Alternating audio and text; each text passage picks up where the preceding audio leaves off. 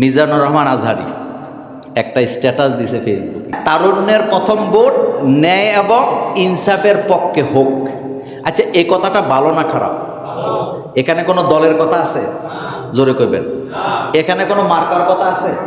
এখানে কোনো ব্যক্তির কথা আছে? এটাও দেখলাম এক দলের টাইনা নিয়ে গায়ে লাগাইছে। কিন্তু আল্লাহ রাব্বুল আলামিন বলছেন ইন্নাল্লাহা ইয়ামুরু বিল আদলি, এটা প্রত্যেকের জুমার নামাজের খুতবায় বলা হয়। তোমাদেরকে তোমাদের রব আদেশ দিচ্ছেন তোমরা ইনসাফ ভিত্তিক সমাজ কায়েম করো, ন্যায় বিচারের সমাজ কায়েম করো। কারণ যেই সমাজে ন্যায় বিচার থাকে না ওই সমাজ বেশি দিন টিকে না। এখন আল্লাহ পাক অর্ডার করছেন লিল আদল, তোমরা সমাজের মধ্যে কি করো? ইনসাফ কায়েম করো, ন্যায় বিচার প্রতিষ্ঠা করো। ন্যায় বিচার না থাকলে মানুষের প্রতি জুলুম হয় নাকি হয় না? অন্যায় অপরাধ বাড়ে নাকি বাড়ে না? বাড়ে। 2 নম্বরে আল্লাহ পাক বলছেন অল ইহসান, একে অপরের প্রতি ইহসান করো। কি করো?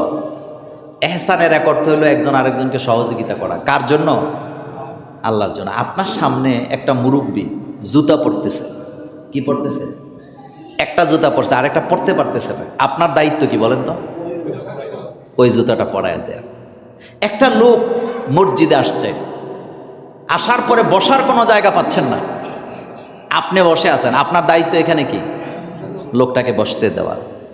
আপনি বাসে সিটের মধ্যে বসে আছেন, আপনি সুস্থ সবল, একজন অসুস্থ মানুষ বাসে উঠছে, অথবা মুরব্বী বাপের সমান দাদার সমান, আপনার এখানে দায়িত্ব কি? জোরে কর না। আচ্ছা, এবার আরেকটা গুরুত্বপূর্ণ কথা শোনেন, এহসানটা কি? আমাদের বাংলাদেশের কথাই বলি, বাংলাদেশে অফিসে আদালতে চাকরিজীবী আছে না? কথা কয় না, কথা জোরে বলবেন। আচ্ছা, চাকরি যারা করতেছে আপনারা একটু ঠান্ডা মাথায় কথাটার জবাব দিবেন, জোরে দিবেন, যাতে ক্যামেরার মধ্যে আওয়াজটা যায়। যিনি চাকরি করার চেয়ারটাতে বসে আছেন উনি সেবক নাকি যেই লোকটা সেবা নিতে গেছে উনি সেবক? ফাইন কথা। 2টা লোক, একজন অফিসারের পদে বসে আছে চেয়ারটাতে, আরেকটা সাধারণ লোক তার কাছে সেবা নিতে গেছে। ইসলামের আইনে যেই লোকটা চেয়ারে বসা তার দাম বেশি না সে যে সেবা নিতে গেছে তার দাম বেশি? কিন্তু আমার বাংলাদেশে কোনটা চলে? উল্টা। কারণ আমরা উল্টা চলে অভ্যাস হয়েছে আমাদের। স্যার, এ কথাটা কি যিনি চেয়ারে বসে আছে যে সেবা নিতে গেছে তারে স্যার বলবে, না যিনি সেবা আনতে গেছে সে স্যার বলবে? যিনি সেবা দিচ্ছেন তে না স্যার কইব? আপনি তারা স্যার পাওয়া লাগে কেন? এটাই হলো গোলামের জিনজির, আর আগামীতে এই জিনজির চিরতরে খুলে দিত। কারণ তুই এখানে বসে আছো চেয়ারে, তুমি আমার টাকা খাও, আমার ট্যাক্সের টাকা খাচ্ছ, আমার টাকা দিয়া তোমার বেতন হয়, তোমারে আমি স্যার কর্ম কি লিখে বেড়া? পদে পদে বিড়ম্বনা আসেনি? সরকারি হাসপাতালে গেলেন আপনি, কোন হাসপাতাল? তো সরকারি হাসপাতালে সরকারের ডাক্তারের বেতন দেয় কে? জোরে কর না। এক্স-রে রুমের লোকটার বেতন দেয় কে? রিপোর্টারের বেতন দেয় কে? ওয়েটারের বেতন দেয় কে? সরকার। কার টাকা দিয়ে দেয়? জনগণ। আপনার টাকা দিয়ে দেয়। তো আপনি যখন চিকিৎসা নিতে গেছেন তখন আপনাকে সে বারান্দায় বসায় রাখার তার কোনো অধিকার নাই, আপনার কাছ থেকে 10 টাকা চাঁদা নেওয়ার তার কোনো অধিকার নাই। বরং আপনি যখন সেখানে যাবেন দৌড়াদৌড়ি করে তারা আসবে, আপনাকে টেনে হেসবে, তাড়াতাড়ি করে ইমার্জেন্সিতে ঢুকাবে, আপনাকে চিকিৎসা দিবে, এটার নাম ইহসান। আর বারান্দার মধ্যে 3 দিন পরে থাকে, কোনো সিট নাই। এই কথাগুলো সত্য নেই? আর এই অর্ডার কি মোল্লা নাজিমের না আল্লাহ? আল্লাহ পাকের। সরকারি চাকরি নিছো তুমি, বেতন খাইতেছো তুমি, তুমি না জনগণের সেবা দিবে। কারণ তুমি বেতনভুক্ত লোক। কথা সত্য, তুমি বেতনভুক্ত লোক। তুমি এখানে মাগনা আসছো না যে আমার প্রতি তুমি দয়া করতেছো না, বরং তোমার প্রতি রাষ্ট্র কি করতেছে? দয়া করতেছে, বেতন দিয়ে তোমারে রাখছে আমাকে সেবা দেওয়ার জন্য। অথচ একটা ইউনিয়নের সচিব যে বাহাদুরি দেখায়, এগুলা বদলানোর দরকার আছে? দরকার আছে, দরকার আছে। অফিসার তুমি নাও, অফিসার যাকে সেবা দিচ্ছ সে, তাকে তুমি স্যার বলবা, তাকে দেখে তুমি দাঁড়ায় যাবা, কারণ তার ট্যাক্সের টাকায় তোমার কি হয়? ফাইল আটকানোর কোনো অধিকার তোমার, কারণ তোমারে বসানো হয়েছে এই কাজটা করার জন্য, রাষ্ট্রের শৃঙ্খলা বজায় রাখার জন্য, রাষ্ট্রের জনগণকে কি দেওয়ার জন্য? সেবা দেওয়ার জন্য। এরপরে আল্লাহ পাক বলছেন 3 নম্বরে আল্লাহ রাব্বুল আলামিন বলছেন ওয়া ইতাইযিল কুরবা। এই কথা কার? নিকটাত্মীয়ের হক আদায় করো। ভাইয়ের প্রতি ভাইয়ের হিংসা, ভাই হইয়া সম্পদের কারণে ভাইকে শত্রু বানাইছে, এমন ভাই বাংলাদেশে একজনও নাই। নিজেরটা পাইয়া খুশি না, ভাইয়েরটাও লাগবে। তো তুই রাক্ষস নি বেটা, ভাইয়েরটা কেন লাগবে? তোমারটা তুমি নাও। আপনারা কি রাগ করেন আমার কথায়? আপনি যেটা পাইবেন আপনারটা নিয়ে আপনি বলবেন আলহামদুলিল্লাহ, কিন্তু আপনি ভাইয়েরটার দিকে লোভ কেন? বোনেরটার দিকে লোভ কেন? যত শত্রুতা লোভের কারণে। বলেন কিসের কারণে? এই লোভ ছাড়তে হবে, লোভ ছাড়তে হবে। নিজেরটা পাইয়া খুশি না, আরো লাগবো, আরো লাগবো, আরো লাগবো। কত লাগবো সীমা নাই। মানে উপরেরটাও খায়, ডালারটাও খায়, গোড়াটাও, কিচ্ছু বাকি রাখবে না। এই চিন্তা মাথা থেকে কি করতে হবে? দূর করতে হবে। আমার কলিজার ভাইয়েরা, এই অর্ডারটা আল্লাহ, লোভ বাদ দিতে হবে। এবার একটা মজার কথা বলি, যারা আমাদের দেশে গোশ খায়, মনোযোগ আছে নি? জোরে বলেন কি খায়? আচ্ছা বলেন তো, অভাবের তাড়নায় খায় না বিলাসিতা করণের লেগে খায়? বাংলাদেশের কেউ অভাবের তাড়নায় ছেলেরে খাওয়াইতে পারে না, মেয়েরে খাওয়াইতে পারে না, বউয়ের জামা কাপড় দিতে পারে না। এই কারণে গোশ খাইছে, একজন বাইর করতে পারবেন? গোশ কেন খায়? গোশ খায় মূলত শহরে বাড়ি করা লাগবে। এত বছর চাকরি করলাম, শহরে একটা বাড়ি হইল না। এত বছর চাকরি করলাম, ছেলে মেয়েটি বিদেশে পড়াইতে পারলাম না। এত বছর চাকরি করলাম, নিজের কিছু ব্যান্ড ব্যালেন্স করতে পারলাম না। এই চিন্তা যাদের মাথায় ঢুকে তারাই মূলত গোশ খায়। আর এই চিন্তা যাদের মাথায় ঢুকলো, এই চিন্তা থেকে যদি সরে না আসে, তারে চেয়ারে রাখা দরকার না চেয়ারটা রাখা তারে বাড়ি করে দেওয়া দরকার? এখন আর কথা কয় না, বলেন কোনটা করার দরকার? সম্মানের সাথে না লাথি মেরা? ডাইরেক্ট লাথি মেরা বাইর করে দেন। কারণ একজন ঘুষখোর আরো 14 জনকে ঘুষ খাওয়াইতে বাধ্য করে। এবার কবেন কেমনে? এবার আমার দিকে তাকান। সব পুলিশ খারাপ এটা আমি বলি নাই, কিন্তু পুলিশের একটা টিম বাইরে হয়েছে ডিউটি করার জন্য। ওই টিমের মধ্যে তারা আছে 5 জন।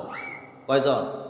5 জনের মধ্যে একজন হইল মনে করেন এসআই বা এএসআই পদের, বাকিগুলা কি কনস্টেবল। তো এখন যিনি এসআই অথবা এএসআই তিনি ঘুষ খায়। তিনি কি খায়? তাইলে আর এখানে আছে কয়জন? এই 60 জনের মধ্যে 3 জনও খায়। তাহলে না খাওয়াই না কয়জন হয়েছে? জোরে কয় না? 60 জন। খায় না কয়জন? হেতে পারবো না খাইয়া? বাক করার সময় হেতের বাগল হইব। যদি হেতে না খায় তাহলে তারে আর ডিউটিতে নিবে না, তারে কবে তুই অফিসে বসে থাক। এই কাজগুলো আমাদের দেশে চলে নাকি চলে না? চলে। আমি নিজে আমি গবেষণা ছাড়া কথা বলি না, আল্লাহর রহমতে। আমি নিজে এরকমের একজন পুলিশের সাথে আমার দেখা হয়েছিল। আমি ওনাকে বললাম আপনি কি গোশ খান? কয় হুজুর গোশ না খাওয়ার অপরাধে কত যে শাস্তি পাইছি। ঘটনাটা আরো 12-13 বছর আগের। আমি গেলাম সেটা কি?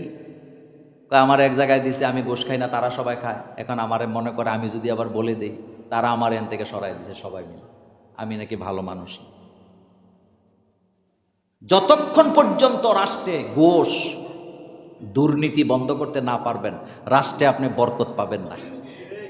আচ্ছা, আপনি একটা কলসের মধ্যে আপনি পানি লইলেন, কলসটা একটু ছিদ্র, কথার আওয়াজ দিয়ে কইবেন যাতে ক্যামেরায় কথা যায়। কলসের মধ্যে কি ছিদ্র। এখন আপনি এর মধ্যে পানি লইলেন। আচ্ছা বলেন তো, 1 কলস পানি লইলেন, 2 ঘন্টা পরে পানি থাকবো না? এখন আপনি কি করবেন? ছিদ্র বন্ধ করবেন। কেন বন্ধ করবেন? কারণ ছিদ্র আছে, এই পানি পড়ে যাবে, এটা থাকবে না, এটা শেষ।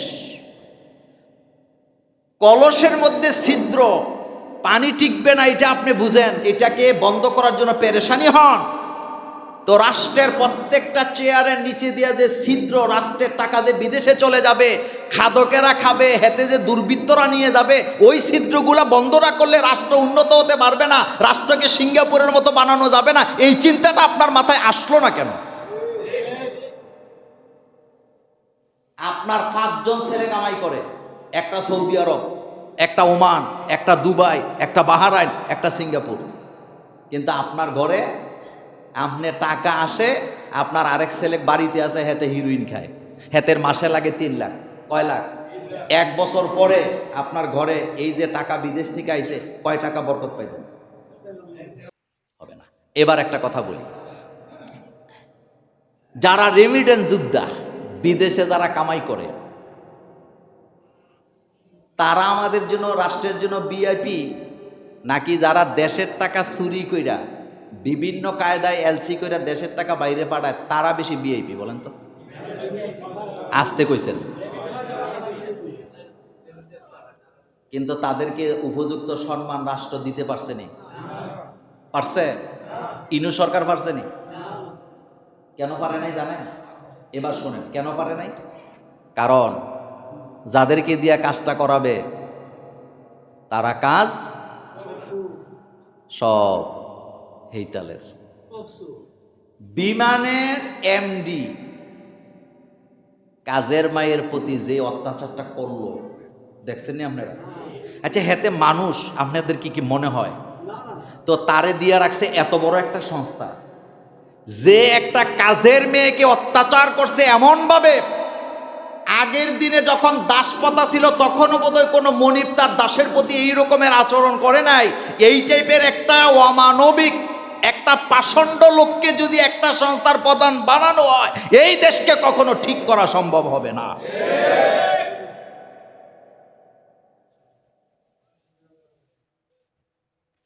আমি আশ্চর্য হই,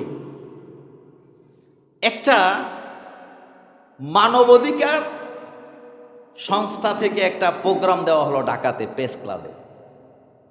প্রোগ্রামের মধ্যে একজন নারী মানবাধিকার কর্মী খুব দাপটের গলায় বক্তৃতা দিলেন, আমরা মানুষের অধিকার চাই, আমরা এতিমের অধিকার চাই, নারী অধিকার চাই। মানে বক্তৃতা ফাটাইলেছে। ঠিক তার 2 সপ্তাহ পরে এই মানবাধিকার কর্মী অ্যারেস্ট হয়েছে, তার ঘরের গৃহকর্মীকে অত্যাচার করার দায়ে 3 বালতি কাপড় দিয়া বাথরুমের ভিতরে ঢুকাইয়া কাজের মায়ের আটকায় রাখছে। ধুইতে পারবি না যতক্ষণ, বাইরিতে পারবি না ততক্ষণ। মানে মুখে বলে একটা, কাজে করে আরেকটা। এই 2 মুখা নীতি যতক্ষণ পর্যন্ত বন্ধ না হবে, ততক্ষণ পর্যন্ত আমরা আমাদের দেশ, আমাদের জাতিকে উন্নত করতে পারবো না। আল্লাহ পাক বলছেন, ইন্নাল্লাহা ইয়ামুরু বিল আদল, নিশ্চয়ই তোমাদের আল্লাহ তোমাদেরকে হুকুম দিচ্ছেন আদল, ন্যায় ইনসাফ প্রতিষ্ঠা করো, ওয়াল ইহসান, ইহসান করো, ওয়া ইতাইজিল কুরবা, নিকটাত্মীয় প্রতিবেশীর সাথে ভালো ব্যবহার করো। পৃথিবীতে সবচেয়ে বেশি অশান্তিতে আছে তারা, প্রতিবেশী খারাপ যাদের। কথা বুঝেননি? আপনার প্রতিবেশী যদি খারাপ হয়, আপনার শান্তি আছে নি? আপনার বাড়িতে আইডা পানি ফেলবে, আপনার বাড়িতে গোবর ফেলবে, বাচ্চাদের ওই যে প্যাম্পাস ফেলবে, এ কথা সত্য নেই? প্রতিবেশী ভালো হওয়া লাগবে। আর প্রতিবেশীর ব্যাপারে হাদিসে এত বেশি কথা আসছে, রাসূল সাল্লাল্লাহু আলাইহি ওয়াসাল্লাম বললেন, প্রতিবেশীর ব্যাপারে আল্লাহ পাক আমাকে এত বেশি আদেশ দিলেন, আমি এক সময় আশঙ্কা করলাম আল্লাহ কখন জানি বলে তোমার সম্পদের মধ্যে তোমার প্রতিবেশীর হক আছে। সুবহানাল্লাহ ভাইজি। তো প্রতিবেশীর সাথে ভালো আচরণ হবে না খারাপ আচরণ হবে? কিন্তু আমার বাংলাদেশে সবচেয়ে বেশি খারাপ আচরণ করি আমরা প্রতিবেশীর সাথে। আপনি খবর লইয়া দেখেন, 90% প্রতিবেশীর সাথে ভালো না। একথা সত্য নেই? আর প্রতিবেশীগুলো তো আমাদের রক্তেরই হয়, প্রতিবেশীগুলো আমাদের রক্তের হয় না, হয় আমার নিজের আপন ভাই, নতুবা আমার বাতিজা, নতুবা আমার বাইস্তি, নতুবা আমার চাচা, অথবা জেঠা, অথবা বাপের স্বাস্থ্য ভাই, বাপের জেঠতো ভাই, এর বাইরে আর কিছু আসেনি? নেই। কিন্তু খারাপ আচরণ আমরা করতেছি। এরপরে আল্লাহ পাক বলছেন ওয়ানহা আনিল ফাহশাই, বেফাস ফাহেসা থেকে মানুষকে কি করতে হবে? ফিরাতে হবে, বাঁচাতে হবে। ফাহেসা, ফাহেসা মানে কি? যেই জিনিস মানুষকে উস্কানি দেয় জিনা করার জন্য, খারাপ কাজ করার জন্য। শয়তান আমাদেরকে সবসময় ধোঁকা দেয় নাকি দেয় না? দেয়। এই যে বিশ্ব মোরল যারা, তাদেরকে আপনারা মোরল মনে করেন, তাদের সব চরিত্র কি হয়ে গেছে? ফাঁসে ফাঁসে। ঠিক যেভাবে আজকে ফাঁস হয়েছে, হাসরের মাঠে আমরা যারা আছি আমাদের সবার ফাইল ওপেন করবে কে? এই কথা কোরআনে আসেনি? কোরআনে আছে। কোরআন কখনো বিজ্ঞানের কাছে জ্ঞানের জন্য ধর্ণা দিবে না, কিন্তু বিজ্ঞান চিরকাল কোরআনের কাছে জ্ঞানের জন্য ধর্ণা দিতে হবে।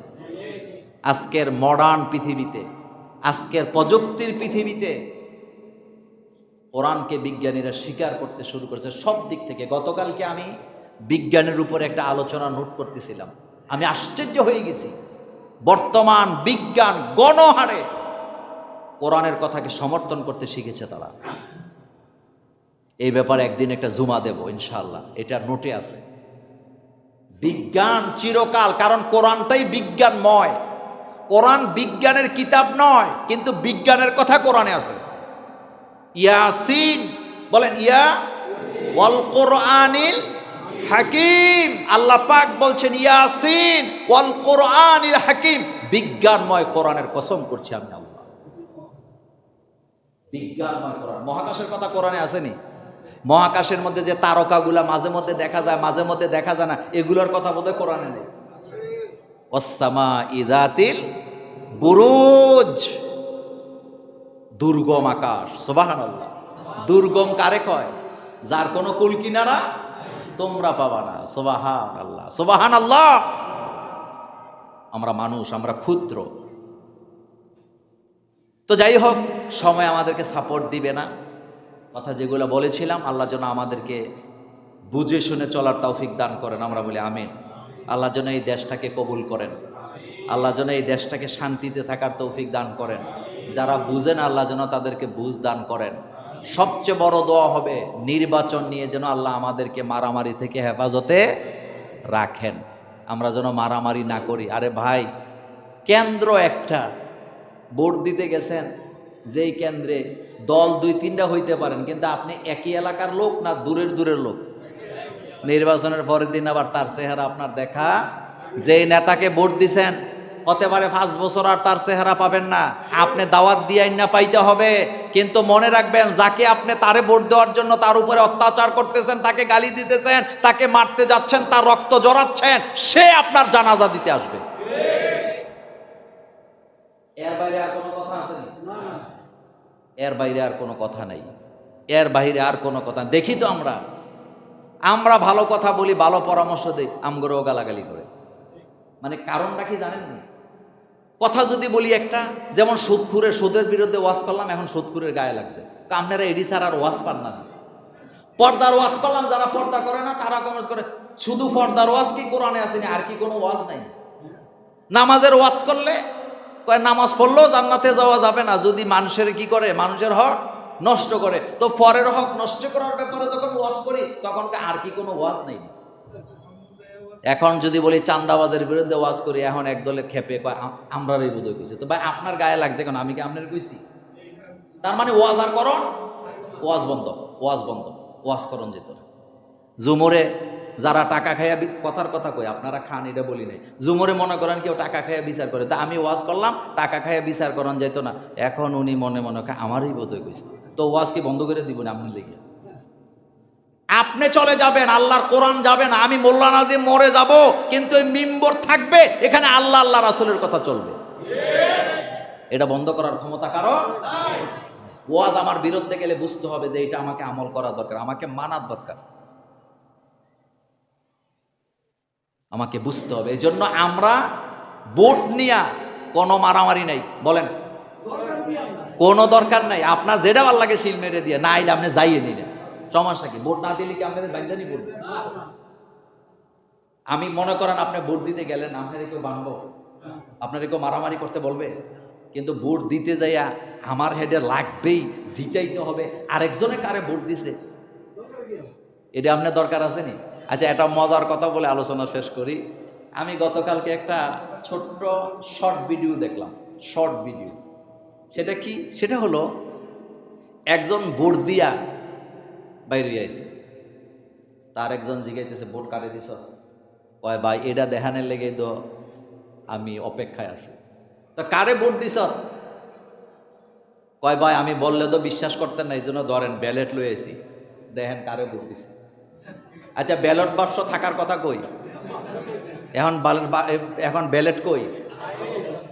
দেখাইতেছে, কয় ভাই দেখেন কারে ভোট দিছে। মাশাআল্লাহ, তাইলে তো আমার লোকেরই ভোট দিছ। একটু পরে মনে হচ্ছে, আরে তুই ব্যালেট লয়ে আইছ কেন? ব্যালট যে নিয়ে আইছ এখন তো ভোটই নাই। হ্যাঁ, তো কয় ভাই আমি কি করবো, আপনিই তো কইছেন ভোট কারে দিছি, নিশ্চয়তা দেওয়া লাগবে, এই জন্য ব্যালেটই লইছে। নির্বাচনে দাঁড়াইছে আরেকজন, সরকার গঠন করব আরেকজন, আপনি এখানে আরেকজনের কাছে, এলাকার পোলাপাইনের কাছে, এলাকার মানুষের কাছে নিশ্চয়তা চাইতেছেন ভোটটা আপনার দলের লোকের দিছে কিনা। তা আপনি কি মানুষ না আপনি হাইজেকার? এরকমের মানুষ আমাদের সমাজে আসেনি? চিন্তা করে তো একটা কাজ করবেন, যারা বিশ্বাস করবে না ব্যালট লইবেন, আইনা করবেন ভাই নেন আপনার লোকের ভোট দিছিল। আল্লাহ যেন এই জাতিকে বুঝ দান করে। আচ্ছা, যাই হোক, নির্বাচনের পরে আমাদের জুমা আছে না আবার, এই কথাগুলো এই জন্য বললাম, আমরা একই সমাজে থাকবো, একসাথে থাকবো, একসাথে থাকবো।